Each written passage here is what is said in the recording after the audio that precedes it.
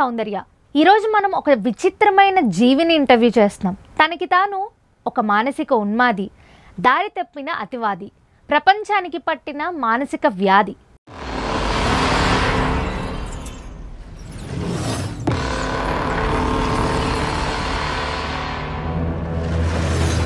అతని ఫ్యాన్స్కి మాత్రం అతని ఆలోచన ఉన్మాదం, అతను చెప్పిందే వేదం, అతని ఉనికి ప్రమాదం.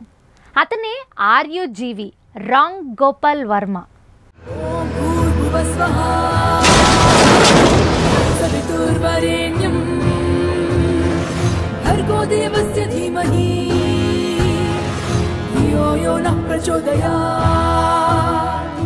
హాయ్, నేను మీ సౌందర్య.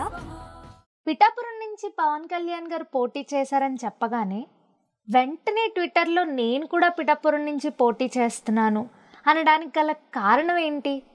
సో అసలు సడన్గా పాలిటిక్స్లో పోటీ చేయాలనే ఆలోచనకి కారణం ఏంటి? ఆయన్ని ఒకసారి తెలుసుకుందాము. సో ఇప్పుడు మన స్టూడియోలో ఉన్నారు ఆర్యుజీవి. సో రాంగ్ గోపాల్ వర్మ గారిని అడిగి తెలుసుకుందాము. నమస్తే సార్. అదేంటి నమస్తే అంటే ఎవరైనా తిరిగి రెస్పాండ్ అవుతారు, చక్కగా నమస్తే పెడతారు మా ఊర్లో. ఇప్పుడు మీ ఇష్టాన్ని మీరైతే నమస్కారం పెట్టారు, సో నేను కూడా తిరిగి నమస్కారం పెట్టాలని మీరు ఎక్స్పెక్ట్ చేస్తున్నారు. ఆ ఎక్స్పెక్టేషన్ నాకు నచ్చలేదు. ఎందుకంటే మీరు ఏదైతే ఎక్స్పెక్ట్ చేస్తారో దానికి వ్యతిరేకంగా చేస్తాను కాబట్టి నన్ను రాంగ్ గోపాల్ వర్మ అంటారు. సో ఇంటర్వ్యూ స్టార్ట్ చేయండి. పోనీ కనీసం కాఫీ అయినా తాగుతారా? నాకు ఇప్పుడు కాఫీ తాగే మూడ్ లేదు, మధ్యలో మూడు వస్తే కానీ నేను తీసుకుంటాను. ఓకే సార్, ఏంటి అసలు పిఠాపురంలోనే పోటీ చేయడానికి గల రీజన్ ఏంటి? మీరు జనరల్గా మనిషికి ఎక్కడైనా ఒంటి మీద దురద వస్తాడు, గోక్కుంటాడు. సో నాకు బుర్రలో అప్పుడప్పుడు ఒకసారి దురద వస్తుంటుంది కాబట్టి ఇలాంటి పనులు చేస్తుంటాను. సో ఇప్పుడు పవన్ కళ్యాణ్ గారు పార్టీ పెట్టారు, అలా మీరేమైనా పార్టీ పెట్టారా లేదంటే పెడతారా? ఆయన ఎప్పుడూ 11 సంవత్సరాల క్రితం ఓ పార్టీ పెట్టి దాన్ని ఎప్పటికీ కంటిన్యూ చేస్తున్నారు. కాకపోతే నేను ప్రతి రాత్రి ఓ పార్టీ చేసుకుంటాను. సో నేను ప్రత్యేకంగా పార్టీ పెట్టాల్సినటువంటి అవసరం లేదని అనుకుంటున్నాను. నేను మరి పార్టీ గుర్తేం పెడతారు? ఇప్పుడు పవన్ కళ్యాణ్ గారిది గ్లాస్ గుర్తుతో పోటీ చేస్తున్నారు, నేను కూడా గ్లాస్ గుర్తు మీద పోటీ చేస్తాను. ఇద్దరు ఒకే గుర్తు మీద ఎలా పోటీ చేస్తారు? ఆయన గ్లాసు టీ గ్లాసు, నాది vodka glass. There is a lot of difference between this two glasses I think. అసలు పాలిటిక్స్ లో ఏ అనుభవం లేదు కదా మీకు, రాణించగలను అనుకుంటున్నారా? నేను ఫస్ట్ సినిమా తీసినప్పుడు నాకు యాక్చువల్గా ఎక్స్పీరియన్స్ ఏం లేదు, తీసాను, హిట్ కొట్టాను. అలాగే పాలిటిక్స్లో కూడా ఏ అనుభవం లేదు. ఖచ్చితంగా ఇందులోకి వచ్చి గెలుస్తానని నేను నమ్ముతున్నాను.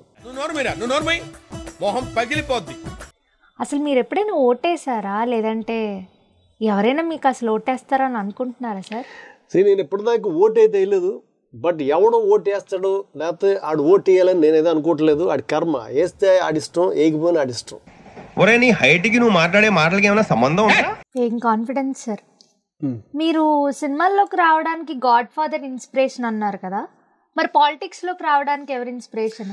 సన్నీ లియోన్ అంటే అన్నాడు గాని ఆ ఊహ ఎంత బాగుందో. సన్నీ లియోనా?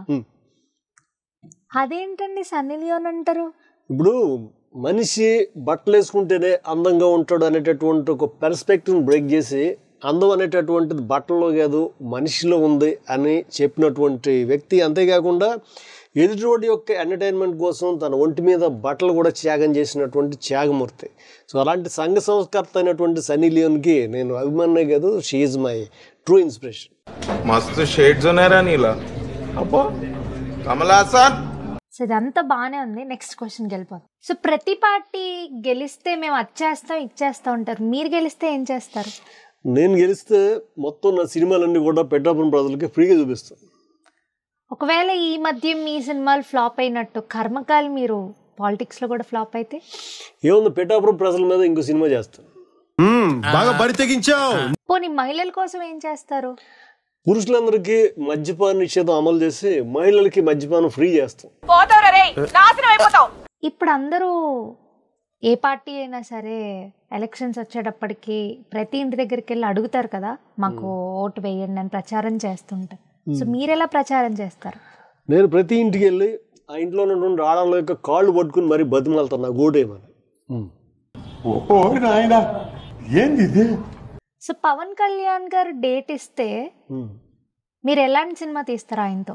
ఆయనతో నేను భక్త రామదాసు పార్ట్ 2 తీద్దాం అనుకుంటున్నాను. ఎందుకంటే ఎప్పటివరకు ఆయన అన్ని జోనర్స్ చేశారు. సో ఈ భక్తికి సంబంధించింది ఏదో చేయలేదు. అందుకే నేను ఆయనతో అదే చేద్దాం అనుకుంటున్నాను. ఒకవేళ మీరు సడన్ గా పోతే, అంటే రేపనగా పోతున్నారని మీరు అనుకుంటే ఏం చేస్తారు? సన్యాసం తీసుకుని దేవుణ్ణి ఎప్పటివరకు నేను చేసిన తప్పులన్నీ క్షమించమని అడుగుతాను. సో ఈ మధ్య మీరు ఎక్కడ చూసినా, ఏ ఇంటర్వ్యూలో చూసినా యంగ్గా కనిపిస్తున్నారు. మీ తలకి ఏంటి సార్, ఏ బ్రాండ్ రంగు వేస్తున్నారు? నువ్వంత హార్ష్గా మాట్లాడుతుంది, నేను ఫీల్ అవుతాను. చూడండి, నేను చాలా వరకు అబ్బాయిలు ఇంటర్వ్యూలు చేస్తే చాలా చికాకు పడతాను. కాకపోతే ఫస్ట్ టైం ఒక అమ్మాయి చేస్తున్న ఇంటర్వ్యూలోంచి నేను వాకౌట్ చేసి వెళ్ళిపోతాను. ఇలాంటి పిచ్చి పిచ్చి క్వశ్చన్లు ఎప్పుడు వేయద్దు. Okay, I'm leaving, sorry. అయ్యో ఆగండి సార్, ఆగండి. ఇప్పుడు నేనేమన్నానని? సార్ పోరా మెంటలోడా. సో ఇలాంటి వాళ్ళు చాలామంది వస్తూనే ఉంటారు, వెళ్తూనే ఉంటారు. కాబట్టి ఓటు సరైన ఆయుధం. కాబట్టి సరైన నాయకుడిని ఎన్నుకొని మీ పిల్లల భవిష్యత్తుని, మీ భవిష్యత్తుని కాపాడుకోండి. Gopavarma from Bollywood, Tollywood, Kollywood. A few moments later. Sir ఆ ఇంట్రడక్షన్ రాలేదు.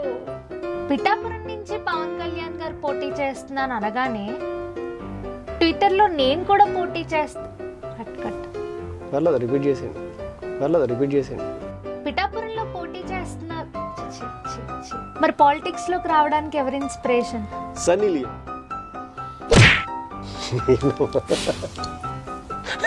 కట్. అరే మళ్ళా క్వశ్చన్ అడగాల? అక్కడి నుంచి వద్దాం. ఏం కాన్ఫిడెన్స్ సార్? నా వ్యూహం ఏంటంటే నా సినిమాలన్నీ ఫ్రీగా చూపిస్తాను. అలాగే ఏదో అందా అనుకున్నాను, మేము చూసే కదా ఆగుతున్నాను. ఒకసారి కట్ చేయండి. సర్లే, వెళ్తే వెళ్ళు. కాకపోతే మీరు సరైన నాయకుడిని ఎన్నుకొని, so vote for right person. పోరా మెంటలోడా. మీ భవిష్యత్తు కోసం చాలా నేను మధ్యలోదే చూస్తాను. మీరు ఒక విచిత్రమైన మనిషిని కట్.